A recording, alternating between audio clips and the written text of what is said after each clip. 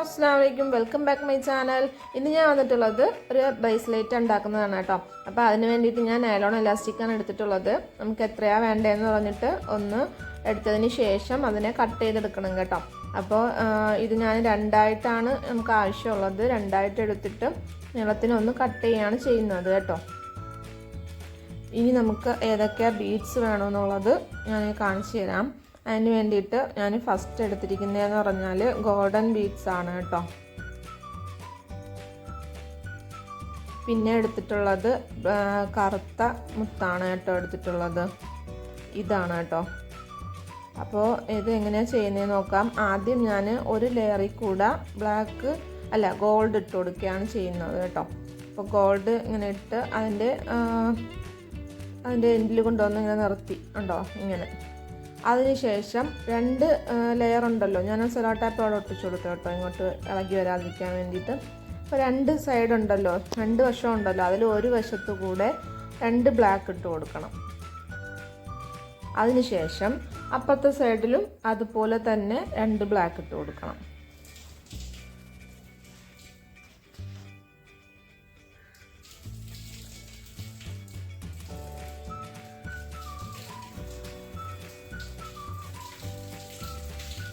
അതിനുശേഷം ഒരു ഗോൾഡ് ഇട്ട് കൊടുക്കണം. ആ ഗോൾഡിനെ നമുക്ക് അപ്പുറത്തെ വശത്തുള്ള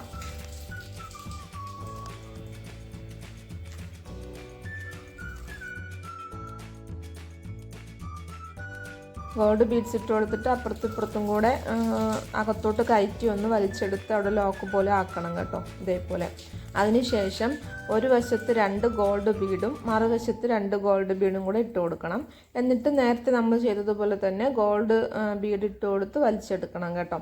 അപ്പോൾ അതൊരു ഫ്ലവർ പോലെ ആവും. അങ്ങനെ ബ്ലാക്കും ഗോൾഡും കൂടെ ഇപ്പം നമ്മൾ ചെയ്തില്ല അതേപോലെ തന്നെ മെത്തേഡിൽ ചെയ്ത് ലാസ്റ്റ് വരെയും കൊണ്ടുവരണം കേട്ടോ.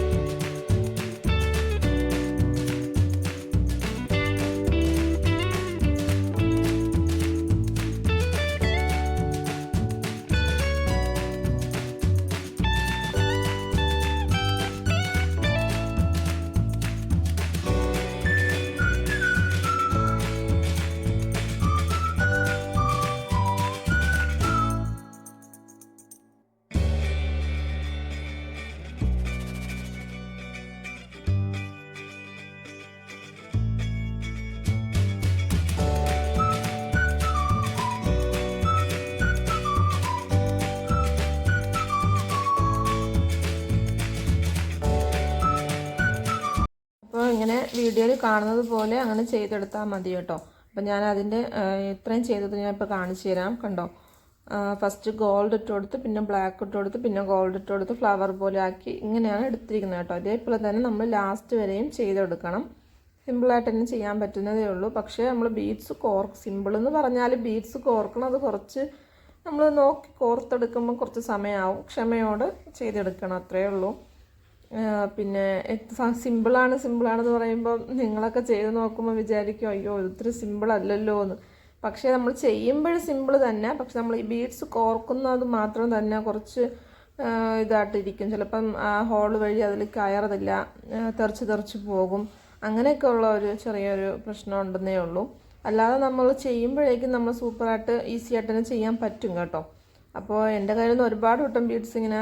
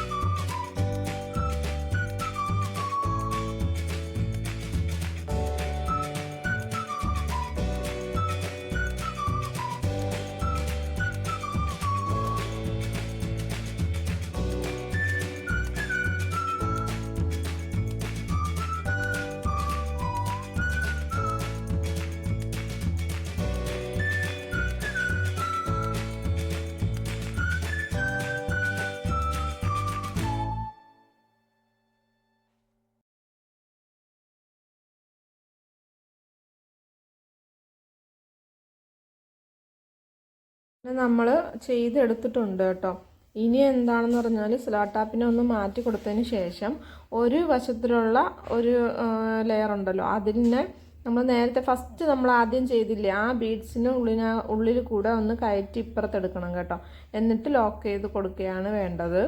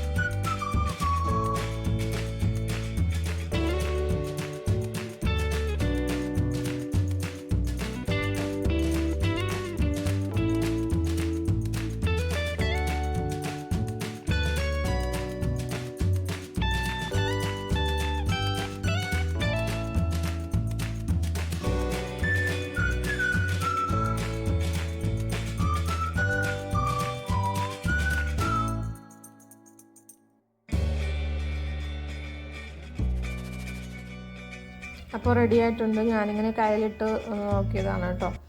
നമുക്ക് വേണമെങ്കിൽ ചാംസ് വേണമെങ്കിൽ ചാംസും കൊടുക്കാം.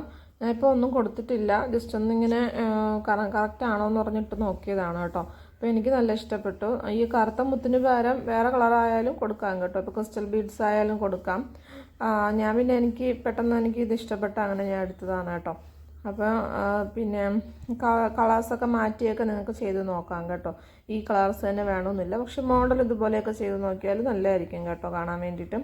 അപ്പോൾ ഇന്നത്തെ വീഡിയോ ഇത്രയേ ഉള്ളൂ.